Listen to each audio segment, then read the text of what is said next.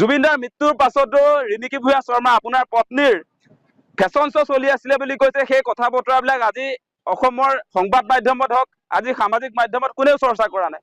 আপুনি ভাবিছে নেকি? মানুহে কিন্তু পাহৰা নাই। আজি আপুনি এই সংবাদ মাধ্যমক দবাই তেওঁলোকক ভয় ভাবুকি দি আচলতে আপোনাৰ পত্নীৰ যিটো ফেশ্বন শ্ব' চলিছিলে সেই কথা বতৰাবিলাক আপুনি ৰাইজৰ মনৰ পৰা লুকুৱাব পাৰিম বুলি ভাবিলেও এই সন্দেহ আমাৰ থাকি গ'ল। আপোনালোকে যে চামকানু মহন্তৰ লগত লগ লাগি জুবিন দাক ছিংগাপুৰলৈ নিলে, তাৰ পাছত কোনো প্ৰয়োজনীয় ব্যৱস্থাপনা কৰি নিদিলে, আপোনালোকৰ কোনো দায়িত্ব যে নললে, সেই কথাটো আজি প্ৰমাণ হৈ গ'ল। আৰু আপোনালোকে এটা কথা চাব দেই, অসমবাসী ৰাইজক এটা কথা কওঁ যে আজি কেইদিনমানৰ আগত ৰিণিকী ভূঞা শৰ্মা ইয়াত এয়াৰ ৰেহমানক আনিছিলে গুৱাহাটীত। গোটেই থকা মেলা খোৱা গোটেই ব্যৱস্থা দেখোন চৰকাৰৰ ফালৰ পৰা কৰি দিছিলে। আজি জুবিনদাৰ ক্ষেত্ৰত কিয় চৰকাৰে নকৰিলে?